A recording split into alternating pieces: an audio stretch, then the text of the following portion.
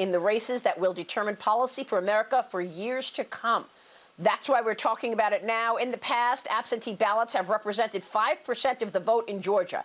Today, that number is up to 30%.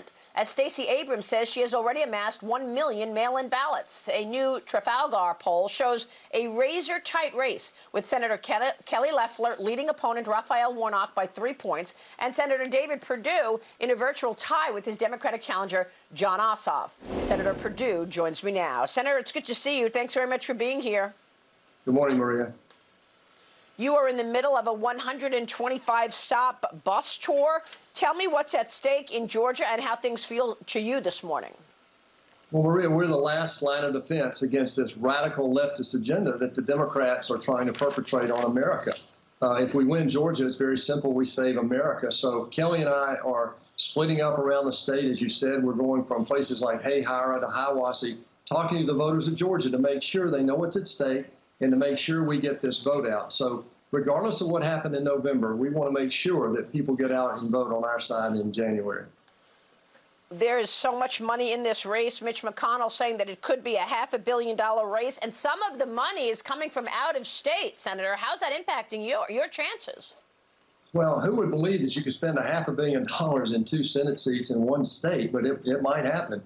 But in my general election, I mean, my opponent, just like Kelly Loeffler's opponent, most of their money is coming from out of state, mostly California and New York.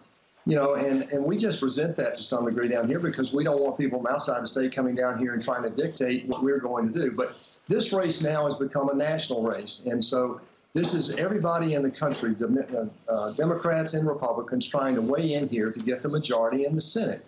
And it's very simple, Maria. If we keep the majority, we not only hold the line against the Democratic agenda, but we also protect the gains that we made under President Trump over the last 4 years that allowed 6.5 million people to be pulled out of poverty.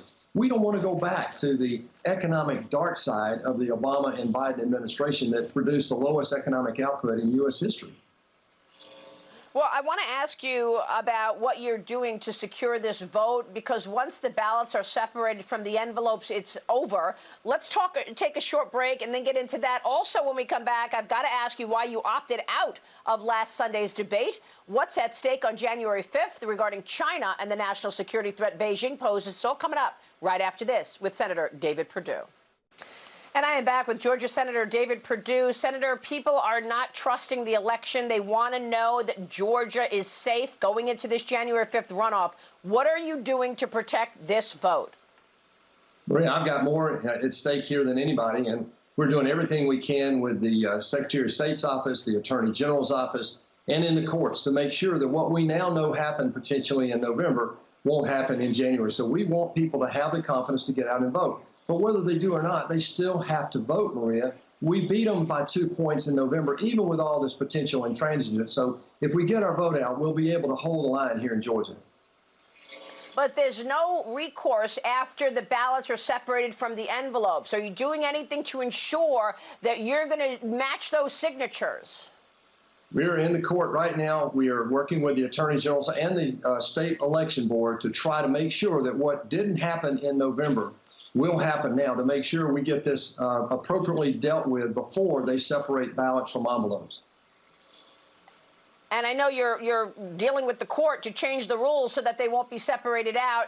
You missed the debate last week. Why? Why did you skip the debate?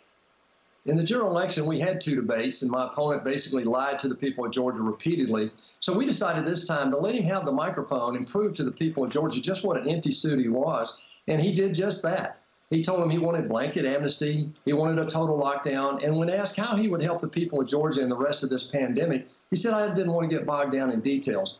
So he's the only career politician wannabe that I've ever seen actually have a debate with an empty podium, and the podium won, Maria. This election and this conversation of China has been front and center. China wants to overtake the United States as the #1 superpower. This is also part of your campaign because your opponent worked for a company that was tied to the Chinese Communist Party. His ties to China are closer than Biden's or Swalwell's. I mean, for 2 years, he worked with the CCP, Maria, and he hid it from the state of Georgia. He lied about it, got caught, and lied about it again. This is something that's very serious and has only come to light briefly, but I'm very concerned because China is one of, as you point out, one of the #1 challenges we have along with our debt going forward. That's why we have to hold the line here in Georgia. But bottom line is, Ossoff will be nothing but an empty suit for Chuck Schumer as he perpetrates this leftist agenda if he were to get elected. All right, we'll be watching your campaigning. We know you've got Herschel Walker there and Secretary Perdue. David Perdue, thank you, sir. We will see you soon. That'll do it for us this morning on Sunday Morning Futures. I'll see you tomorrow on Fox Business.